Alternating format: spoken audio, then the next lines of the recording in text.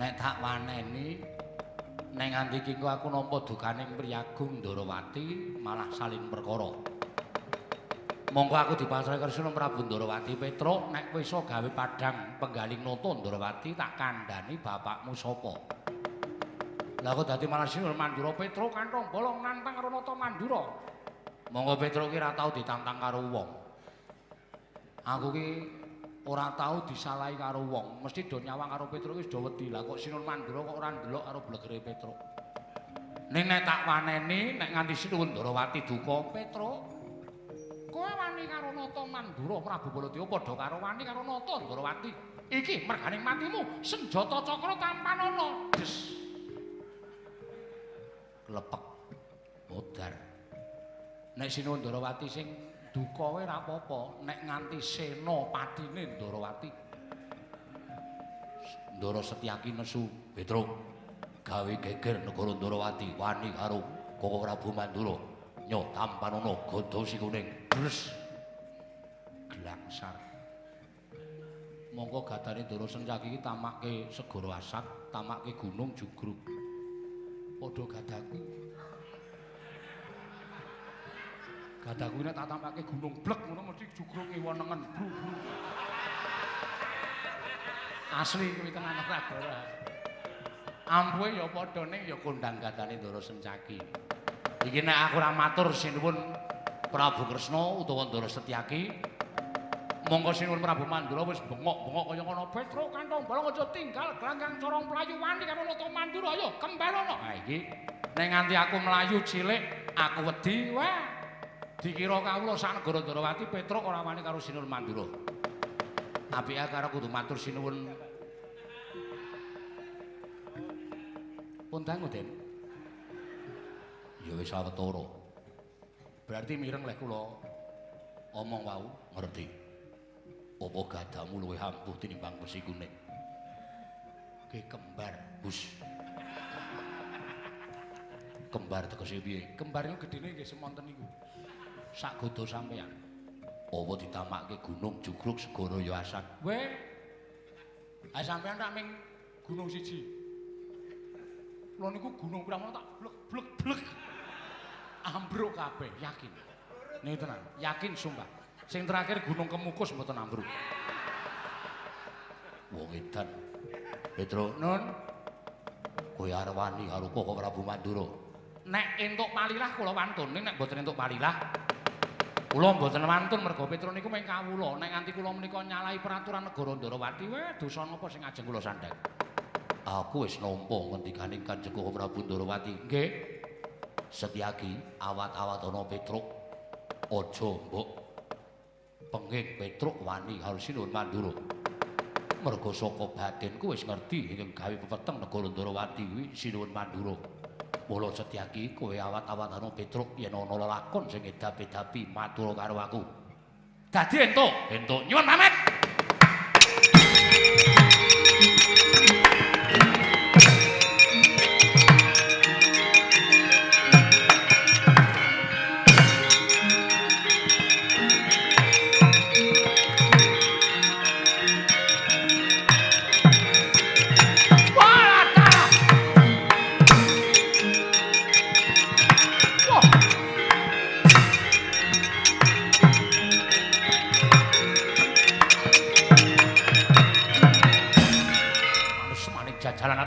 Orang ngilo karo gidhekmu, ora nyawang karo cengelmu kowe. Kowe derajate ngaceplek. Kowe wong loro saudon telu saurupan kowe mung batur Panakawan. Wani karo Nata Mandura Prabu Baladewa. Ora ngerti ki Ratu Mandura. Iki kadange Werda Yai Prabu Ndarawati. Lah kok dadi aku tok gawe pirang nang ngarepe kadangku Taruna Yai Prabu Ndarawati. Karepmu piye? Sabar. Sampeyan nek ngendika kaya ngoten niku ora iso dirungokke, ming seru tok, tul treble tok. Niki ruangan ngoten lho. Akustike tidak mencukupi. Alon-alon dirembug sing apik. Kowe ora usah dadak ngrembug perkara iki sing apik-apik. Aku wis rumangsa mbok kirani dadane Nata Mandura. Rumangsa aku doanane karo Petruk. Monggo kowe nyawang ora? Ning ngarepe Priyagung semonake Nayaka Punggawa Ndarawati komplit padha krungu kabeh. Yen to Petruk wani karo Nata Mandura Prabu Baladewa. Ayo. aja ndodok. Aja ndodok nang ngarepe Nata Mandura. Nek pancen kowe wani ngadeg jejeg kaya Nata Mandura Prabu Baladewa.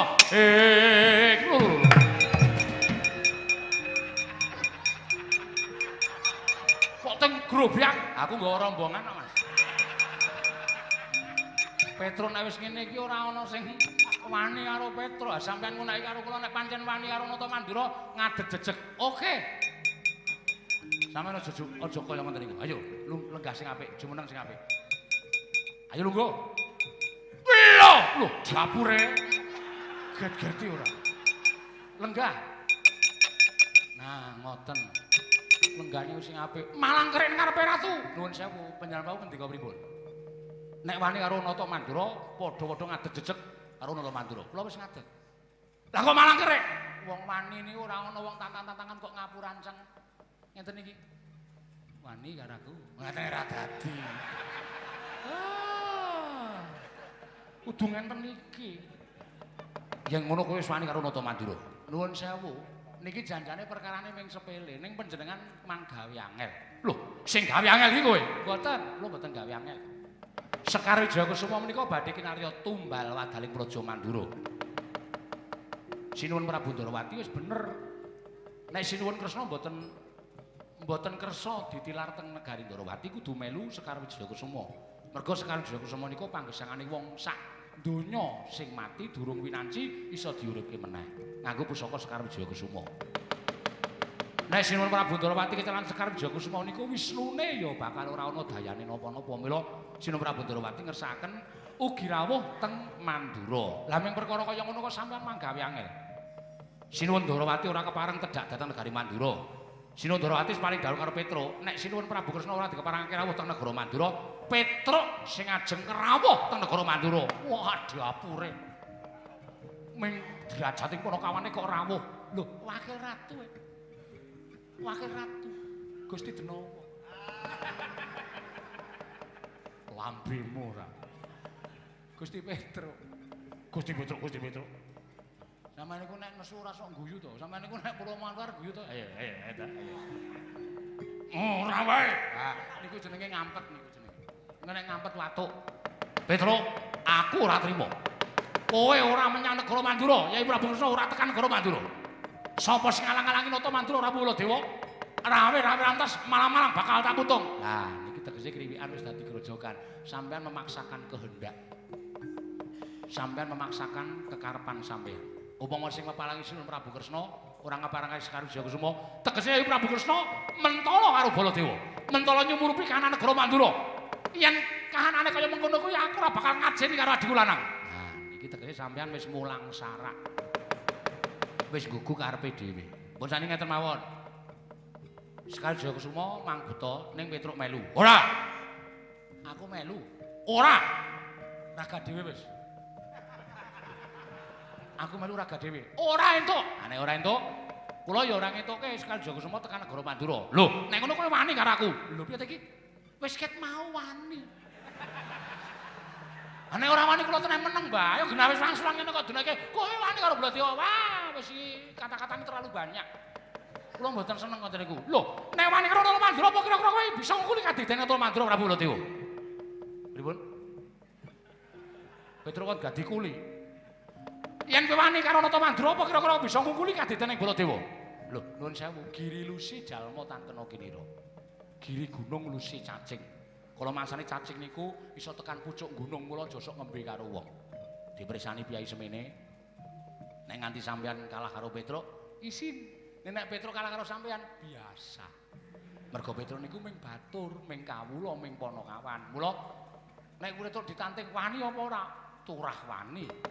Yen pancen wani Nata Mandura aja mlayu. Tebak dadamu kene margane patimu. Sampeyan ngejak Gojek, kula ladeni ten. Kula mboten ajeng wani karo sampeyan.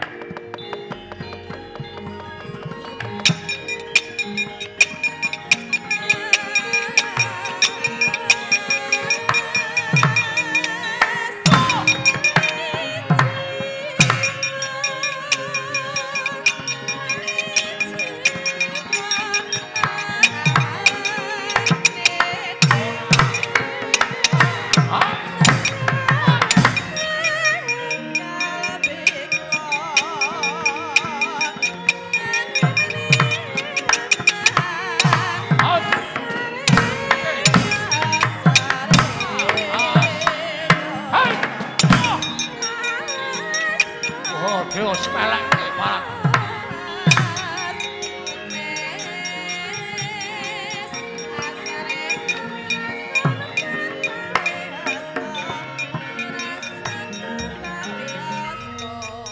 Wuluh tenanan to iki.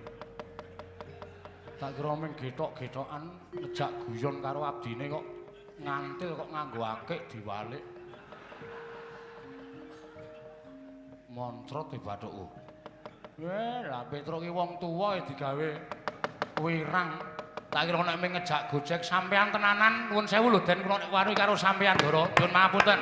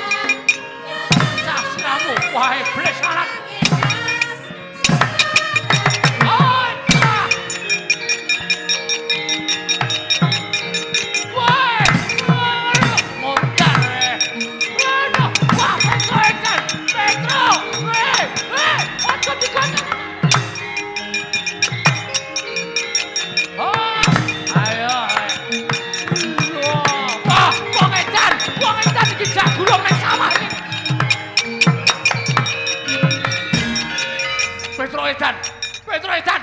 Gelute ora kaya ngene iki. Gelut wong desa niki ngenten iki. Mriki niki sing do pentas niku perange apik-apik. Ning dereng ngenten sing perang mubeng-mubeng ngenten. Mula adek kudu iso golek celah. Ayo, Petro Edan iki bletokan kabeh. Ya wis ben, ya wis ben. Niku cedhak melih niku kandang kebo. Wah, aja. Wis ben, wis ben. Nah, tak letoki telek kebo sartuman wae. Aja. Petro Edan iki aku tak digulung ngene wis men digulung.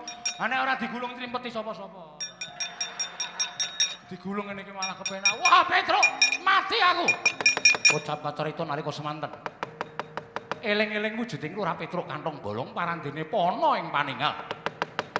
Ngerti sadurunging winarah.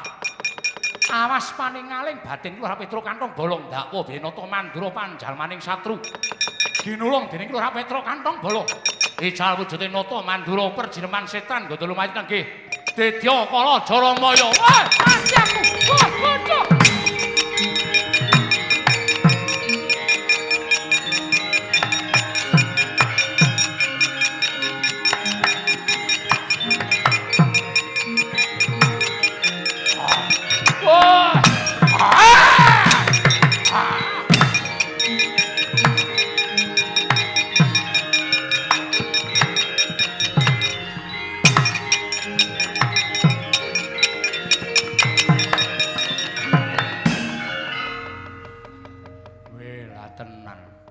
Jebul mata batinku ki cocok. Mula aku kok jejer sini Mandura kok parfume kok ora kaya biasane Sinur Mandura kok ambune bathang. Oh, lah panjalmaning mungsuh lah kok malih gendruwo kaya ngono ya. Ning nek iki nek ora tak cekel ora dadi bukti ngersani Sinur Prabu Ndarawati. Wah, ora iso ngandhake nendi bapakku. Ayo, bondo dening aku kowe. Just wah! Wah! Waduh.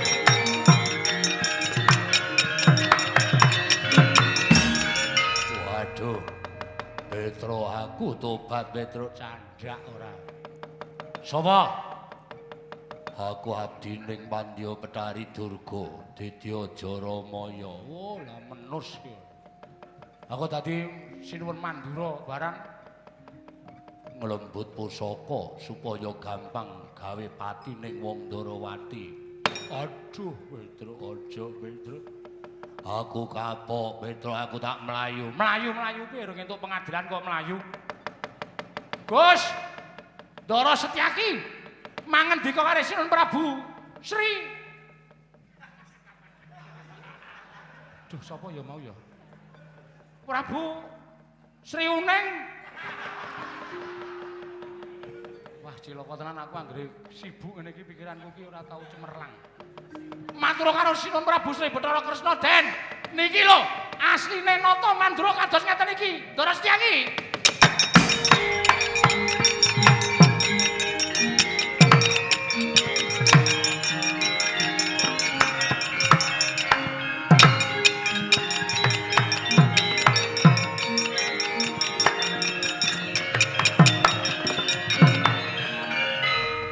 Setyaki ki nek dikongkon ora cekat-ceket. Kok ora ana wong teko gene gembruduk.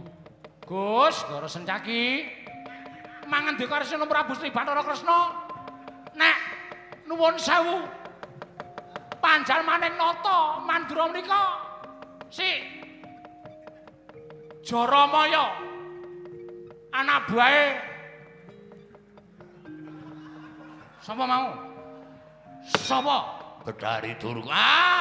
Betari. Sapa? Wah, lalen. Betari Durga. Nah, Betari Durga sinuwun Ndarawati diatur tindak mriki. Gus, panjenengan mbok sok meneh nganggo dehem. Utawa ngono. Man ketok nek sampeyan iku wis rawuh. Mundur. Nggih.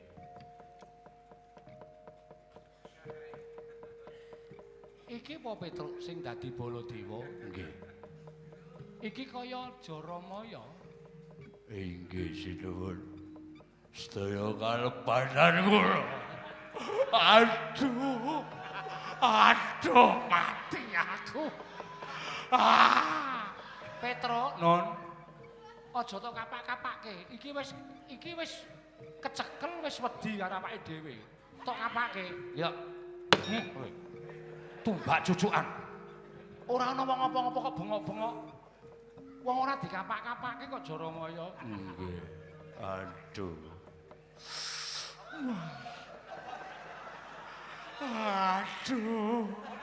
Aduh Petruk. Bela iki lho tanganku di atas semua.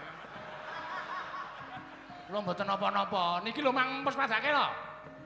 Petruk aja edan. Mboten edan niku ora apa. Oh iki kaya. Koprok watu mudar. Wong ora dikapak-kapake kok. Inggih. Eneng apa Jaramaya? Kepala bojo atur.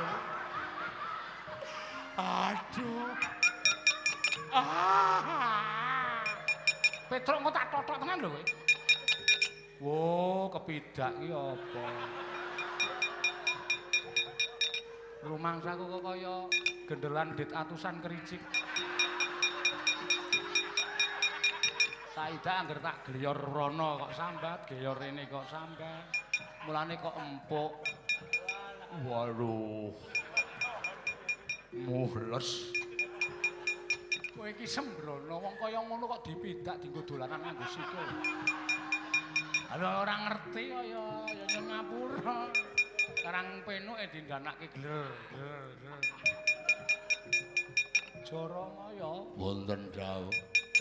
Wigatine apa? Ha inggih nyuwun pangapunten.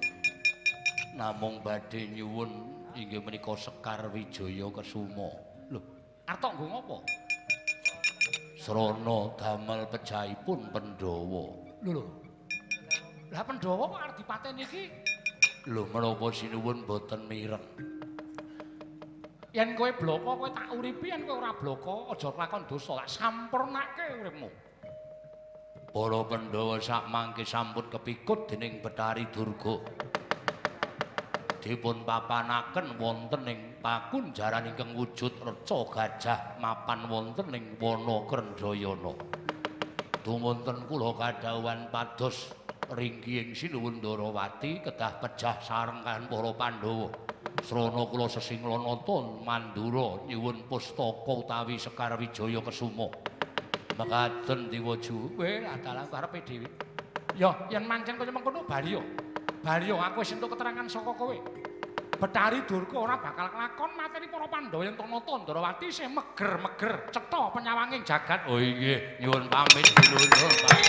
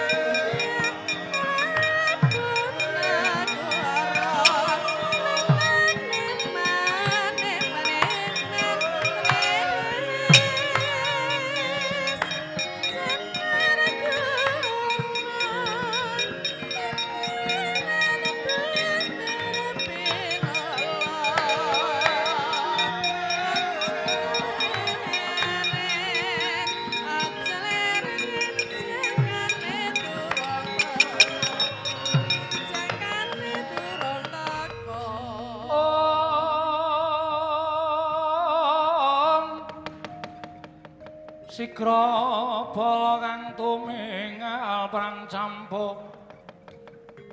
campo samya matali lertatet pileting kodo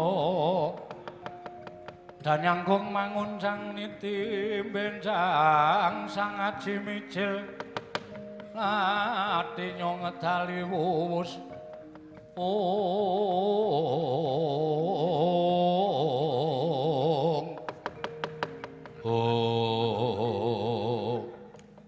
Petro, Nun. Lah kok kowe malah begogok ning kene iki ngopo? Lho, nagih janji. Lho. Nagih janji sing ngendi? Lah sampeyan niku ora ngendika to. Petro, nek kowe iso madhangake penggaling Nata Ndarawati, kowe tak kandhani bapakmu sapa? Monggo Sinuwun Prabu Mandura ingkang saestunipun sesinglanipun Jaramaya, kula ingkang sampun saged merantasi damel. Mila sakniki kula nyuwun dawuh bapak kula sapa? Petro, Nun.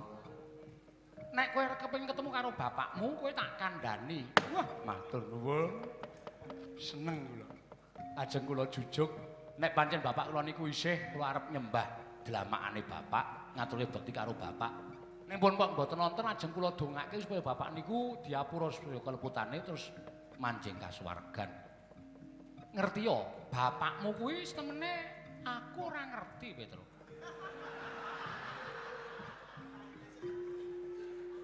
Mbok rika salin kathok kolor gelut yo. Lho.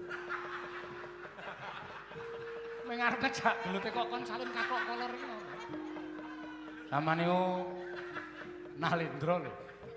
Ora mencla-mencle kaya banyu tumempang godhong sentre bledra-bledre. Niki kula ning ngrungokke wis tenanan, direwangi Petruk kemringet kaya ngene kok. Ling ngendika ming penamat Petruk, tak kandhani ya Petruk. Nek ora ngerti karo bapakmu Petruk, aku ora ngerti. Lho menika ora kepenak kepikir to. Edan iki swaramu padha karo aku. Mula kula niku sok payu wayangmu wong. Lho. Nek payu wayangmu wong dapukane sapa? Ayo manut. Kresna ya gelem, Werkudara ya gelem. Kowe ladal. Apa ya saiki mangsa kaya ngene iki rame? Pun to, ora usah mengalihkan pembicaraan. Bapak kula sapa? Arep ngrembug wayang wong barang ini maksud lu gimana? Edanane. Wong kok pintere kaya ngono lho. Lah pinter ya Petro nek ora pinter tenan ora dadi ponokawan. Ben ngendika, sinten? Napa kula mang dawuh ken takon sapa? Begawan Abiyasa kula tak munggah teng Saptawarga. Apa kowe kuat munggane Saptawarga? Ah, sampeyan niku ora krungu kabar. Saptawarga niku sakniki pun yasa lift. Lho. aku omongan karo Petruk ki saya suwe saya melu edan. Mula niku sampean mangendika bapak kula sapa? Petruk kowe tak kandhani yo. Nggih. Sejatine nek kowe takon aku kuwi tak pikir-pikir kowe wong tuwa sing kurang gawean. Lho. Panjenengan menika titis dewa. Kula nggunake kawaskitan panjenengan ngendikane Kang Paningal Sewu, tegesipun panjenengan kula lantip ing panggrahita. Mula kula sowan teng Ndarawati niku ajeng nyuwun prisa bapak kula sapa niku panjenengan mesti prisa. Ning ngerti aku ora ngerti, mula aku wani kandha karo kowe. Yen to kowe tekan Ndarawati takon bapakmu kuwi janjane kowe kurang gawean. Kok kurang gawean? Mergane antraning bapakmu karo Kresna kuwi lahir dhisik bapakmu. Iya to? Nggih. Nah terus jalan keluare pripun? Kowe rak duwe kakang to? Nggih. Kakangmu Gareng. Nggih. Kowe adine Gareng to? Nggih. Mestine lahir rak dhisik Gareng. Oh, nggih. Lah kenapa ora takon Gareng? Lahire dhisik Gareng, sing kudu mbok takoni kuwi Gareng. Gareng, bapak awake dhewe iki sapa? Lah nek Gareng ora iso mangsuli ya mbok jotosi wae ngopo? Oh iya ya. Lah iya. Aku yo dadak tekan kene barang iki ngopo to ya? Oh berarti Gareng sing ngerti. Lho mestine Gareng wong laire dhisik Gareng bangane kowe. Oh nggih nggih. Lah iya. Oh. Nggih. Nek ngonten iki kula tak teng omahe Gareng mawon. Lah iya wis paranono. Nggih, mergo nek yaketen iki Gareng niku ora tau lunga. Niku nek kena panas awake ting plenting kaya wong kurimen niku. Mula nek panas ngenten niku ora gelem lunga saka omah. Lah wis sakarepmu. Nek Gareng ora iso ngandhake, lah wis sakarepmu arep tok jotosi sakarepmu arep tok kapake sakarepmu. Wong kuwi kakang-kakangmu dhewe. Oh nggih. Oh ya. Lah iya. Nek kowe takon Bagong kleru wong Bagong ki adimu. Oh iya ya. Bener lho. Lah iya. Wah, oh semen ora ngendika wau-wau. Lah wong kowe tak kandhani ngeyel kok nggih pun ngoten mawon nek pancen keterangan sampean kaya ngoten kula matur nuwun sanget jinuwun. Pun diparingi margi kula bakal pikantuk keterangan tembuti bapak kula. Iya. Pun kula nyuwun pamit nggih. Ya sing ati-ati nggih. Tak takon karo Gareng. Lah iya. Dodok lawange. Tok. Aku wae. Sampeyan ora usah dadak nirokke kula, mengko ndak sampeyan iku ratu ora kajen. Oh iya. Tok. Gareng bukake lawang, "Reng, aku teko." "Kowe kene, Truk." Aku arep takon karo kowe. Bapak awake dhewe iki sapa? Nek Gareng mangsulane, "Lah aku ora ngerti, Truk." Bres ngono wae. Bres niku udan. Ora sok ngono kuwi to. Ah nek sampean lucu terus Petruk nggone nggon endi? Sinuwun Ndarawati ki aja sok. Sok nonton YouTube sampean kita. Ora caturan. Napa kula goleki dolop? Ndara Sencaki kula gak jek mriki. Aja.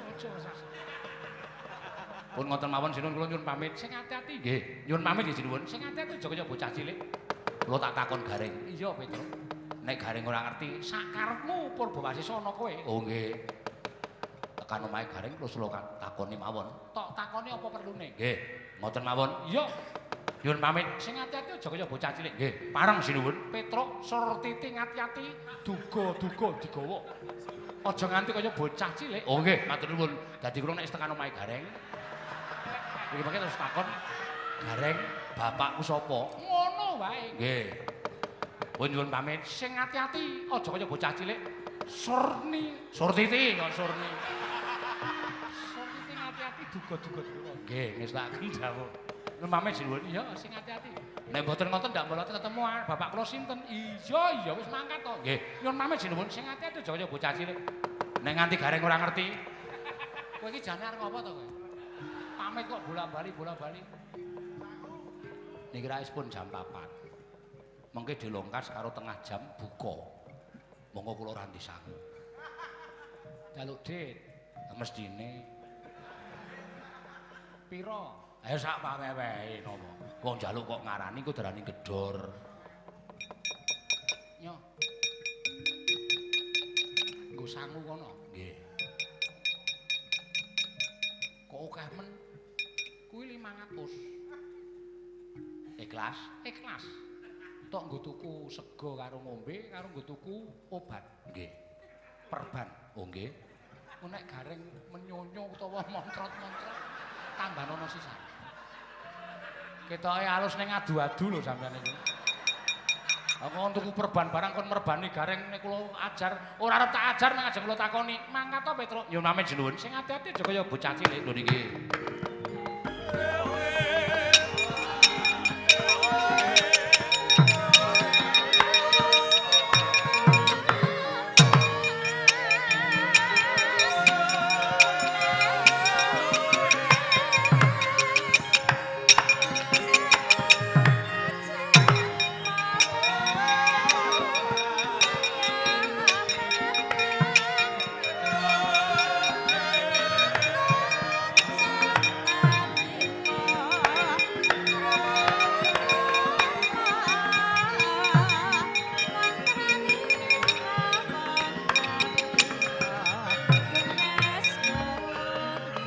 Kresna sinayeng manglung mintonaken dewi kramanira kang kumirtetarane ngasta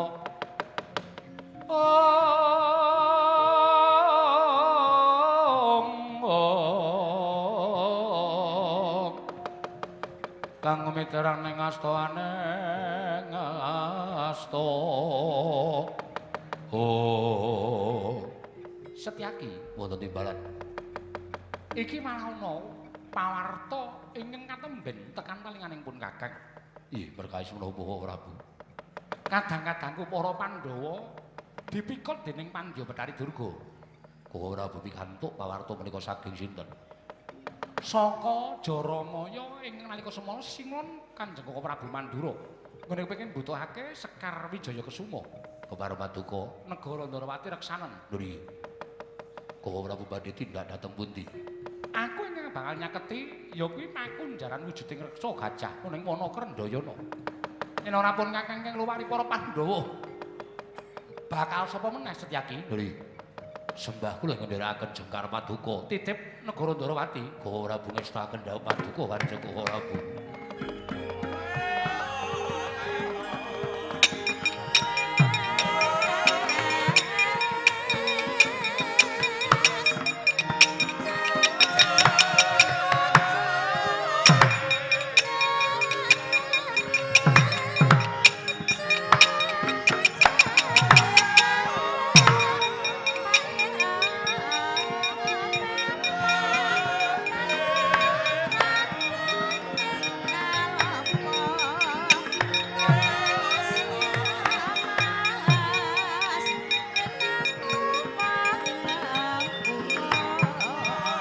Ancrah ingkang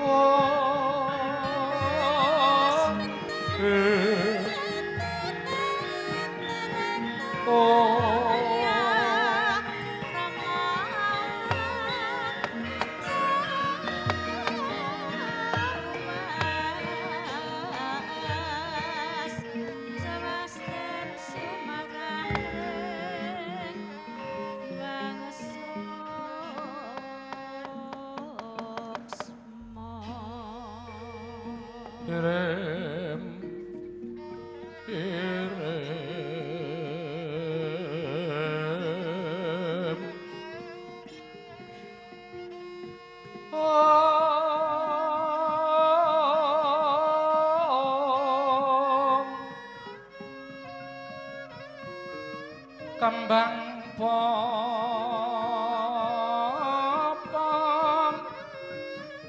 teratebak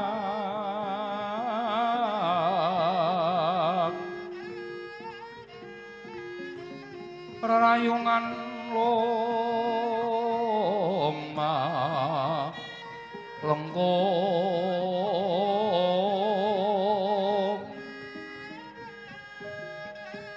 tumalong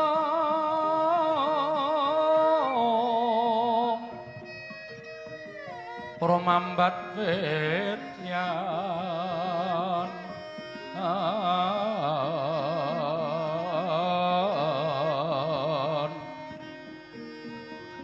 wis semu kang mawur raras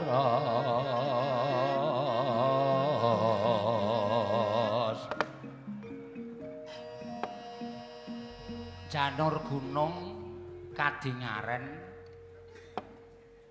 mulane kok pitike jago padha tarung pitike sapa pitike tanggane prenjake ya do ganter kalingane ana daya Petro Kang aku sing sowan ana ngersaning Kang Gareng slamet to Le pangestune slamet De Petro wilujeng wo Mbak Yu kok saya kuru kena gula nggih pun setunggal taun iki kok kon ngombe goleke obat-obatan herbal kuwi lho Kang. Mengko ora iso suda gulane men lemu meneh wis semen ra apa-apa. Wong kandhan-kandhanane ya ngeyel. Wong kena gula ki ra entuk ngombe gula nek esuk wedangan gula batu. Oh. Mengko nek sore nek ora dahar donat sing nganggo coklat kae Mbak Yu ora gelem mangan. Ayo wis piye? Wis kono iki kencokan penyakit kono ki ra wis piye meneh ta, Tru? Ha iya. Wis takon ngombe obat-obatan ya ora tau diombe. Tak godhoke dong suruh ya ora diombe. Tak godhoke kum-kuman iwak kutuk jarine Kyai Sepuh iso nyuda gula ya ora diombe. Tak tandurke godhong insulin ngarep kae rak ngrembuyung to, Tru. Guse to. Kae rak wit preh to. Menengo wae nggo ngapusi Mbak Yu. Wis tak akoke godhong insulin. Ya tak godhoke wit preh kuwi men gek modar wis to. Aku le ngingoni ya wis jeleh. Ora. Iki kok kadingalem, kadingaren. Kadingaren banget eneng apa to wong adat saben kowe iki ya ora tau rene. Nek mrene ming apa jenenge iki riyaya tok. Aku malah gumun. Bareng mlebu omahe Kang Gareng kok beda karo adat saben. Biasane mung kathokan kolor kok iki kok sarungan mongko nganggo kalung. Apa jenenge serban kaya ngono. Beluk Ramadan. Oh. Mun nek ra Ramadan ya kalung rante. Ha iya. Ya ngepaske sasine kaya truk ngibadah. Ya apik Kang. Heeh. Ana apa kok? Ora kaya adat sabene. Apa nek mara dayah ning omahmu ki tanpa ana apa-apane ngene iki kok. Kaya kono gawe wedang kono to, Bu. Ora kaya wong sekeng. Takoni Dik Petruk ki senengane ngunjuk apa? Keremenanipun ngunjuk napa, Dik? Ya nek yahene iki ya nek ana kopi yo. Oh, kopi. Namung kantun sak sendok nggih jagani Mas Gareng. Teh mawon nggih. Ya wis teh ya arep. Pait mawon nggih. Gulane apa ora ana? Namung kantun sekedhik nggih jagani Mas Gareng ki mawon dinggih 3 dinten. Ya wis, wedang putih weh. Wedang kendi malah sehat. Oh nggih. Karo kowe rasa bali rene, iki rembugane wong lanang, rasa sok melu-melu ngrungokke. Wong wedok ki ning mburi. Wong wedok iki gaweane ming asah-asah. Masak. Manak. Rasa sok melu-melu rembugane wong lanang. Mboten nggih, kula tak teng mriki mawon. Eneng ngapa, Tong? Sepisan ngaturke bektiku katur Kakang ya, Kang. Tak tampa gawe gedening atiku, ora liwat pengestune Masmu Tampanana, kula pundi nggo jimat. Neng apa? Kok kayane ana perkara sing wigati. Aku mau bar sowan Sinuwun Ndarawati. Lho. Ngapa? Ngetokke unek-uneke atiku kok. Ngetokke unek-uneke atimu sing perkara sing kepiye?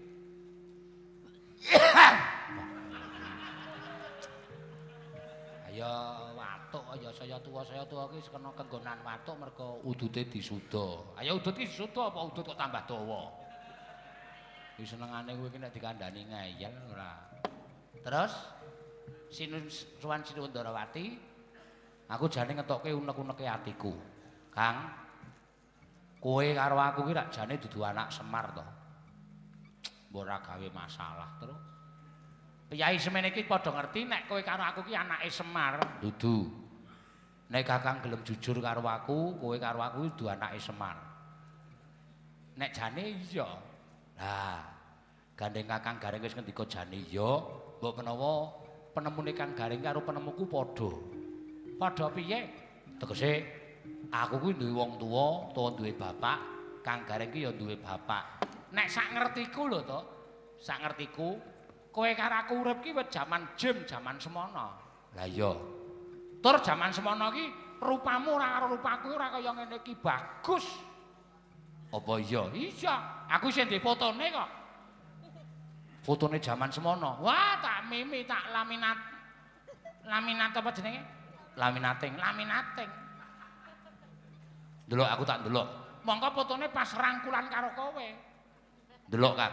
Sik tak eling-elinge. Oh, wis tak keke yangku. Asik dikeke kok foto sing bagus. Amen kono seneng e. Oh, wis ilang. Mula janjane aku ki ya duwe rasa kaya kowe kuwi ning aku arep apa ta, Truk? Bau sekeng wong ora duwe.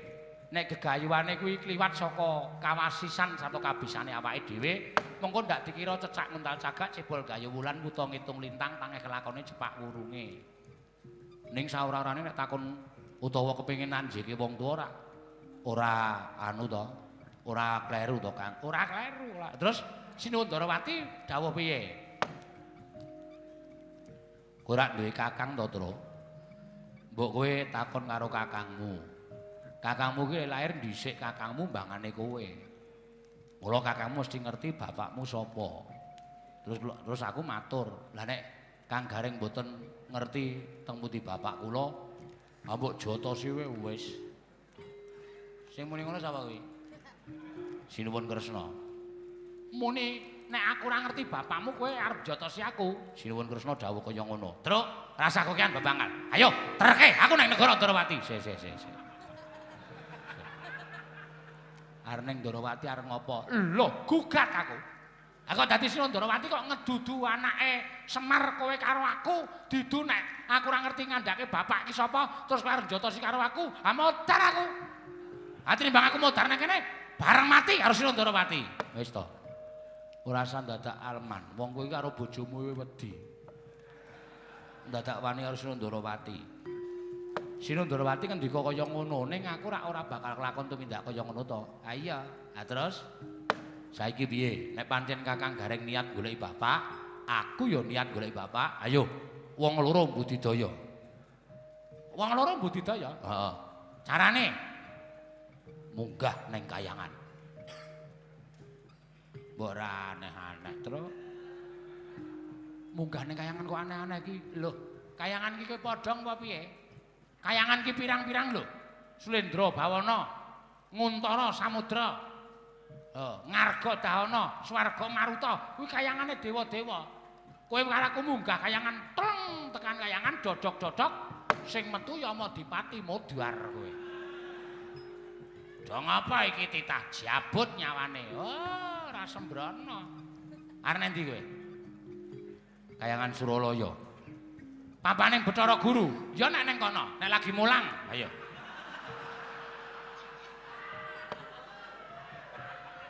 Ora ana wong tak ajar tenan kok. Bathara Guru kuwi ora mulang. Aku nganggo guru. Bathara Guru kuwi ya Sang Manikmaya, ya Jagat Giri Pratingkah, ya Sang Jati Murti. Kuwi dewaning para dewa. Upama Bathara Guru ora kepareng ngandhake, munggah meneh reng ning kayangan sing luwih dhuwur. Ana apa? Ana. Kayangan ki tingkat pira? Ora tingkat pira ning munggahne ning kayangan ning Ngundarandir Bawana. Sowan Sang Hyang Asih Prana. Lho. Ning gone Asih. Yo, tak dudu ya mae. Nek muni nggone wong wedok kok apale ra jamak-jamak dudu Asih. Marsih kok Asih. Nek Marsih aku ngerti klawer to. Udu. Klawer dengkulmu kuwi. Asih Prana to? Asih Prana. Ayo wis yo, nek arep niat ngene Sang Hyang Asih Prana aku melu, aku manut karo kowe. Arep teko piye iki aku manut, arep modal piye aku manut. Sing dadi pikiran siji. Apa? Carane mabur ning kayangan piye? Aku kuwi sing cilaka kuwi. Apa arep ning kayangan kok menek anda? Ora bakal tekan. Heeh. Monggo saiki nek mabur tikete larang. Saya nek lebaran ngene iki tekan 1 yuta luwih. Piye? Arep piye? Reng, apa? Ning tak kira kowe karo aku ora duwe keluwihan to. Anak Semar. Semar ki dewa, Semar ki pamomong. Semar duwe keluwihan, kowe karo aku ya mesti duwe keluwihan. Nek Semar pendak-pendak iso mabur ming nyanging-nyanging, kowe kerep weruh to? Kerep. Apa kowe karo aku ya ora diparingi kekuatan supaya iso mabur. Lho, kowe dikeki apa? Aku dikeki. Ah coba, nek pancen kowe dikeki, kowe mabur. Nek pancen kowe iso mabur, aku jangan mabur terus aja kowe dhewe. Sowan Sang Hyang Asih Prana, Sang Hyang Bathara Wenang, nanjeke ning endi bapakne awake dhewe terus. Tan samar pamoring sukma sinokma ya winah ya wing asepi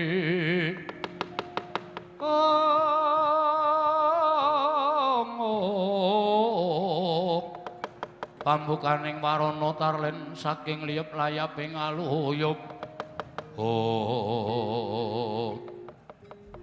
piye aji-aji mulih arep mabur piye aku tak takon karo kowe kaya gleleng-gleleng nek ora iso kepruk watu mudar kowe rek apa aku dek pinginane rak jebol tela kidul omah tela pendem heeh tela kuwi tak bakar lehku gawe mawa wah kayu pirang-pirang tak tumpuk kayu garing tak obong mawane mongah-mongah telane tak cemplungke nggon mawa plung terus arep sahur kae tak dudah waduh ateneh mateng banget pol matenge kulite tela tak klothoki suarane mak klitik-klitik bareng telane tak cokot mempur jan nenu banget ning cangkem tak klethek meneh klitik-klitik tak cokot pur kemempur ning cangkem tak klethek meneh klitik-klitik tak cokot mak pur klitik-klitik pur klitik pur klitik-klitik pur klitik pur telek tak kira ki wong crita ebul matek aji ngaji Mbak Kartirae kok iso tekan dhuwur truk ya wis keluwihanmu ya wis pancen kaya ngono kuwi edan tenan kok aku ming Mbak Kartila kok klitik pur kok sikile ora kambal kok dedel wah gendengku rompal ya wis ora apa sing diayaji ki ming kowe tok bro bareng tak sawang ngarepan buntet mburi ya ketutupan seng kidul kepalangan kali kulon kepalangan gunung ora ana sing iso dienggo liwat dilalak keparenging Jawata tengah jeblok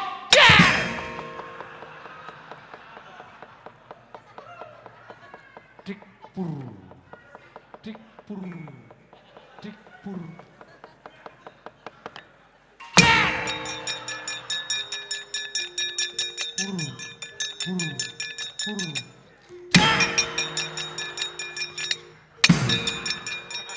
wedhus kok gareng iki Wadir.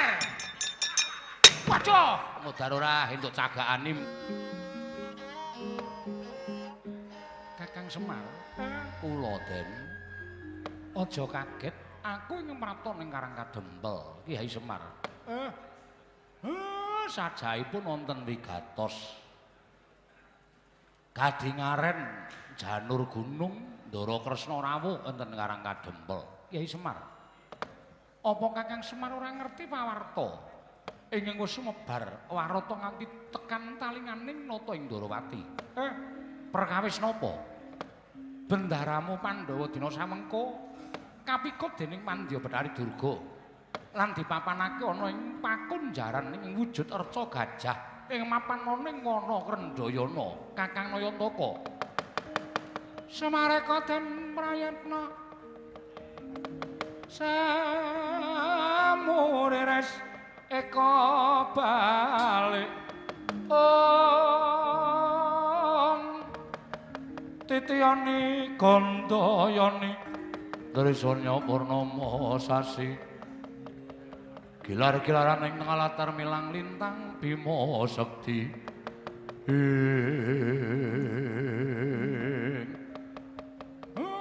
malah kula mboten ngertos nek mboten sinuwun Kresna ingkang paring dawuh. Nyatane sakmangke sampeyan pun paring dawuh kaya ngoten. Saklajengipun kula kantun nengga dawuh sampeyan. Ayo dijujuk menyang endi papan dening reca gajah. Yen bisa gawe srana luwaring para Pandhawa. Mengko mundhak ora prayoga kedadeane. Ndika tindak kula dherekaken Ndara. Piatang ning kalang anak lar mandhan moncal.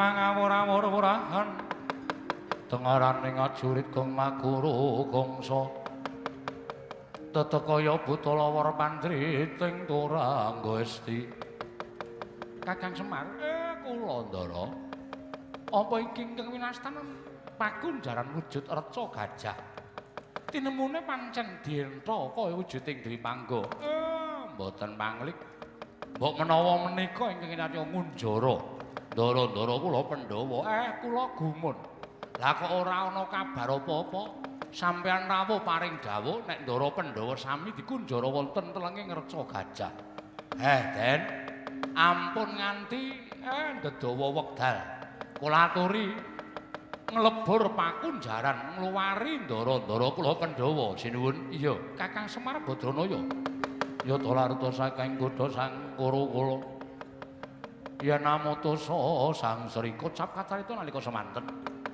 nata Ndarawati agan sigra angluwari sangya para Pandhawa mapan wonten telenging pakunjaran ingkang wujud reca gajah datan ngertosangkan paran wonten wujuding sardula ingkang sakjaran teji hanggetak punang nata Ndarawati miwah Lurah Semar tuwin Lurah Bagong temah kendhang kapracon ndang kontal kaprapal nata ing Dwaraka wau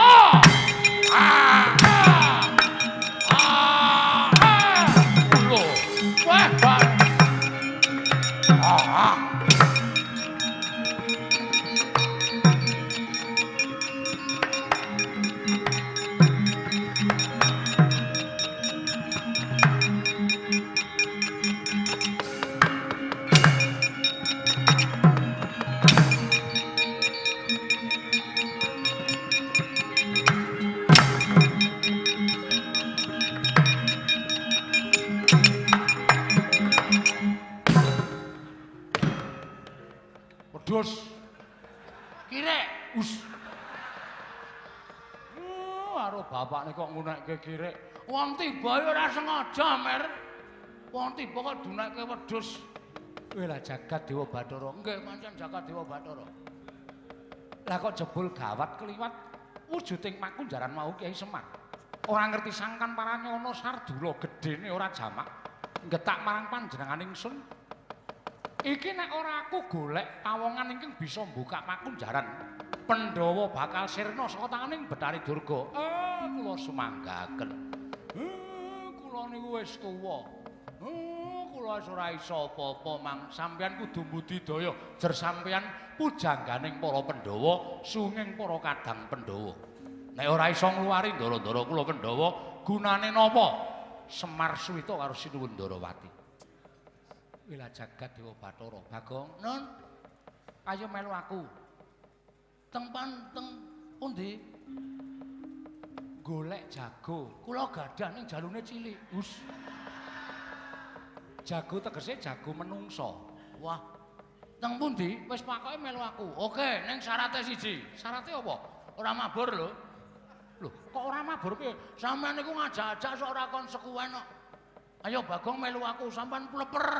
Munggah dirgantara aku lho. Rekoso le mlayu, nek mabur ajak-ajak. Ora sah wedi kangelan. Kowe gondelan kampuhku iki. Sing pundi? Sing iki. Sus. Rok sembrono ora.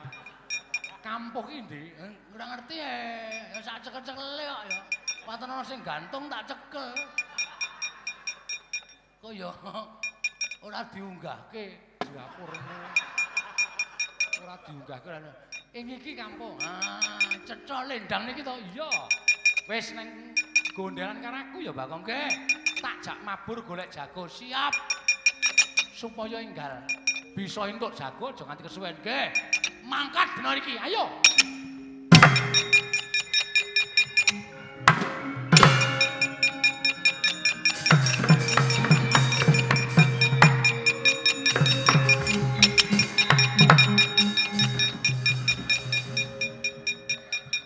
Keres, bus.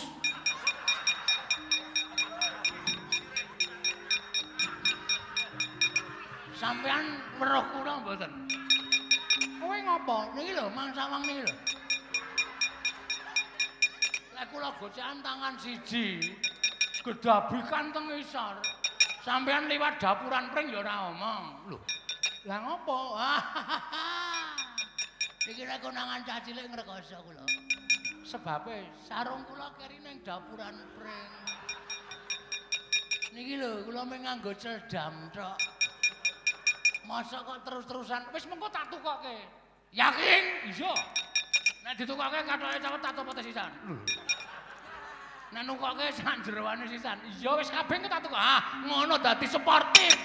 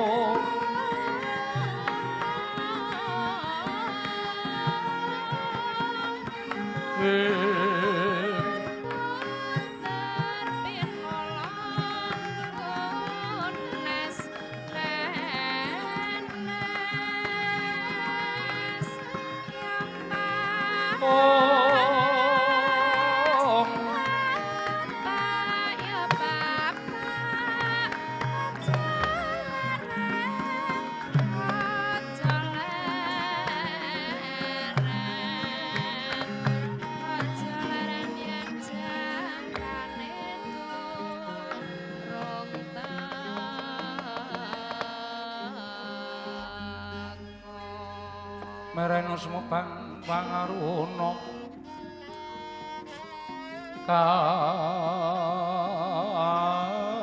katinetraning uga rapuh sabdaning kukila ring kanikara sageter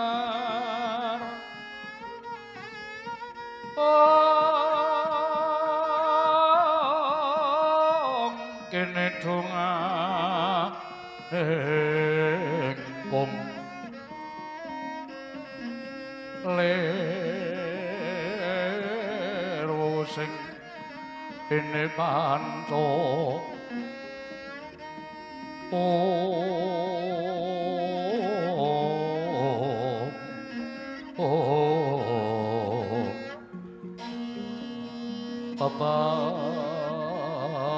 toking ayam mono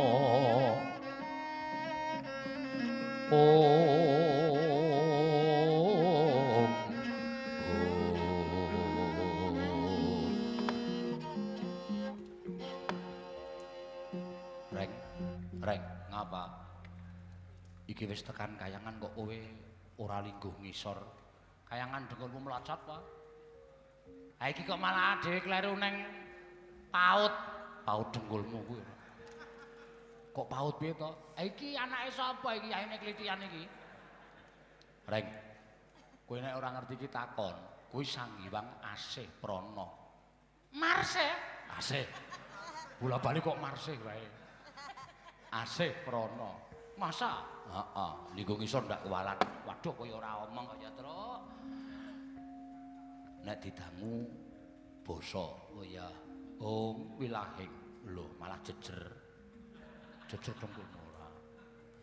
Mangastu mama sidam sekaring bawana langgeng. Iki ora pangling kaya garing. Apa ora kurang ajar kuwi? Karo wong tuwa kok jangkar. Kuwi dewa ya, Reng. Kok cak mudar kuwi ora. Nolo garing. Wonten dawuh piye kulun? Padha kanthi harja kita prapta ning kayiwangan. Nggih nggih. Berkah pangestunipun pukulun kita sowan niring Sambikala.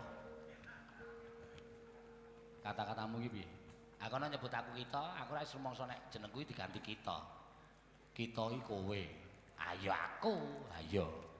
Nek kono nyebut ulun. Ulun ki sapa? Ulune aku. Oh berarti aku nek nyeluk kowe ora Petruk, ulun ngono. Kono minggatno bali kono. Ora ngerti dalane ya. Goblokmu dienggo dhewe. Ini mundur kene. Aku sing ngomong ndak rampung-rampung. Nuwun sewu Pukulun. Iya ya Petruk. Ana wigati apa jeneng kita sowan? Nuwun sewu menawi lepat diagung pangaksami, sejatosipun kula menika namung kepengin motah dhateng Paduka Hyang Adi Pukulun.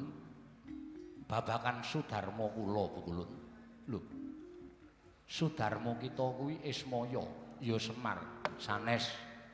Pukulun sampun ngarep nyingkitaken lampanipun ingkang abdipun Petruk. Kula menika tasih kemutan bilih Sudarma kula menika estrinipun sanes Kyai Semar. Namung kula piyambak ugi sampun kesupen utawi kula sampun lali bapak kula niku sapa wong miturut etungan kula urip menika sampun wiwit jaman jim duk nalika semanten. Mila Pukulun boten ketang namung sekedhap kemawon kula kalih garing sowan wonten ing kayiwangan menika namung kepingin kula menika ngertos dhateng tiyang sepuh kula. Menawi sampun pinanggih raos kula sampun lega kula badhe netepi kewajiban minangka dados Panakawan wonten ing jagat Pukulun. Tan samar pamoring sukma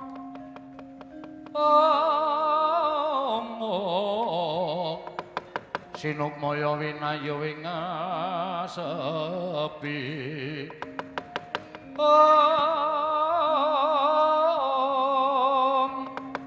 pambukaning warana tarlen saking liyep layape ngaluyup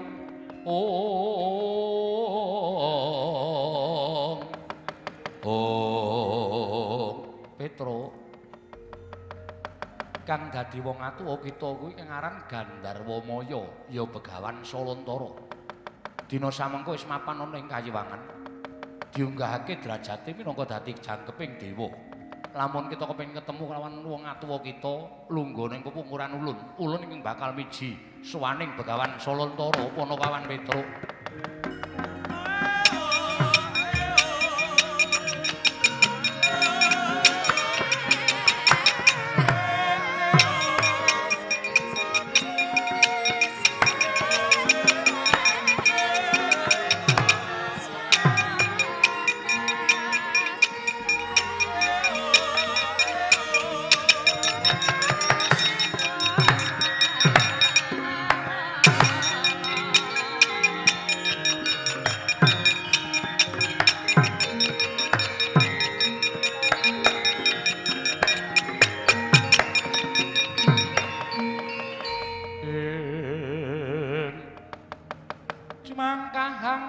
Sesumbar lendo bumi kunjing kumaluduk kuntur ketup lumembak penyu kang kumambang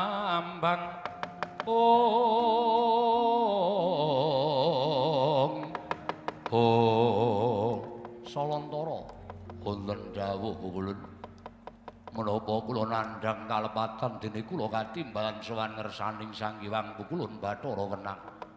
Kita mboya luput mboya kleru. Nanging cetha ana atmaja kita kepengin ketemu kelawan jeneng kita. Salantara. Apa kita tepung lan kita ngerti kelawan titah ing mapan ana ing pepungkuran ulun.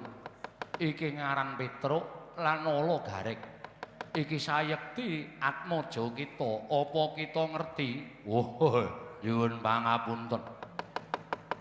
Kula dereng nate tepang kalian ingkang nami Petruk lan Gareng lan kula mboten rumaos menika dados anak kula Pukulun.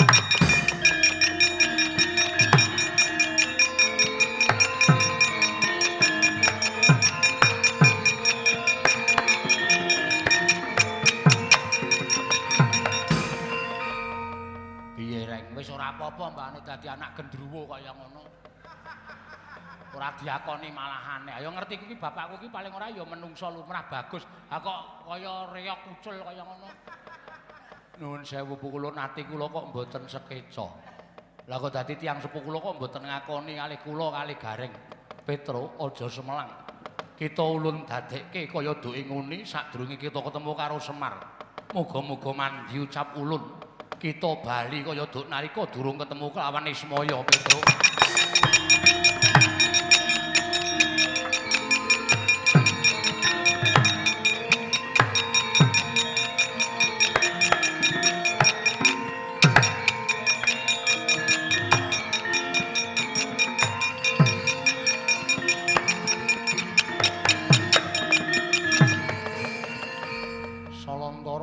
Wonten dawuh mara saiki wis padhana apa kita pangling kan maja kita sejati kang pranyata ing ngarep iki ngaran Petruk wonten ing pungkuran iki ngaran Bambang Mercukilan wah dalah anakku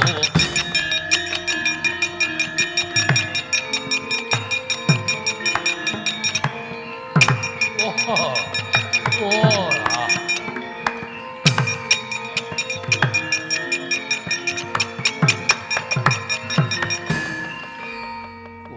Petruk lan Mercukilan.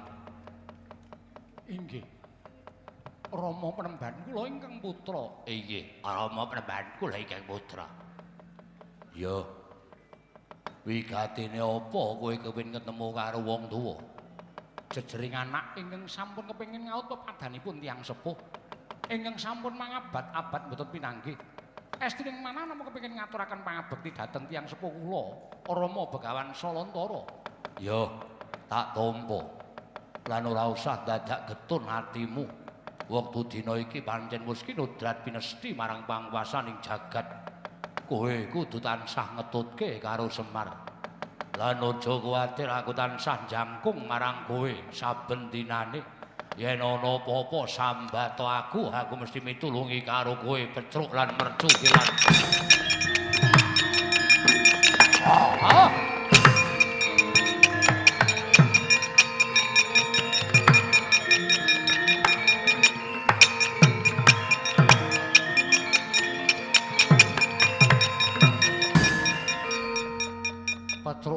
Mercukilan. Apa ki atuwa wis marem ketemu kelawan wong atuwa kita? Nggih, Pukulun. Estrining mana namung kepengin pinanggih lan ngaturaken bekti.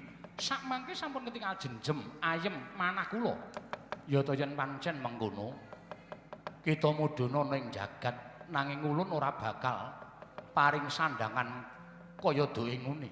Tetepa kaya wujud mengkono nanging aja nganggo jeneng Petruk lan Mercukilan. Kita nganggo jeneng Somalelana lan Somanggerjita. Nglakonana tapa ngrame padhangna kahanan negara Ngamarta mudhuna ning jagat. Nyuwun pamit Pukulun, sing ati-ati aja kaya bocah cilik.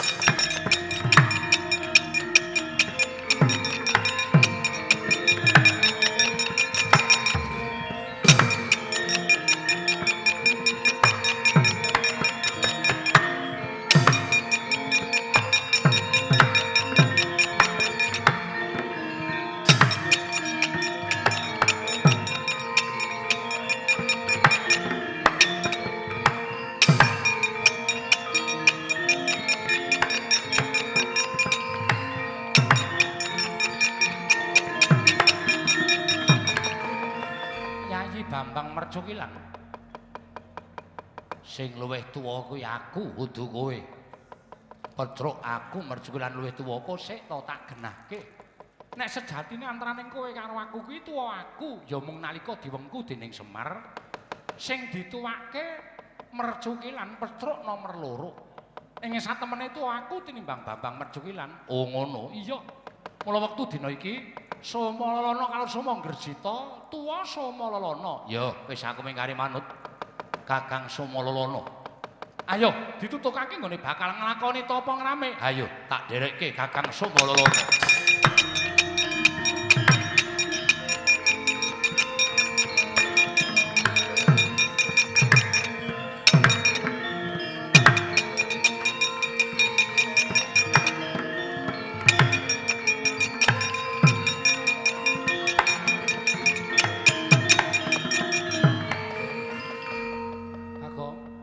Bagong, Nun. Iki ana pawongan loro. Iki mbok menawa iso nulungi awake dhewe. Ditakoni jenenge sapa nek jenenge meng jeneng-jeneng cepethe jelas ora digdaya. Iki sapa? Iki ana ratu merpeki lawan aku. Lho, ora basa karo aku. Ya nyuwun pangapura. Yen sampeyan takon karo aku satriya kliyang kabur kangenan.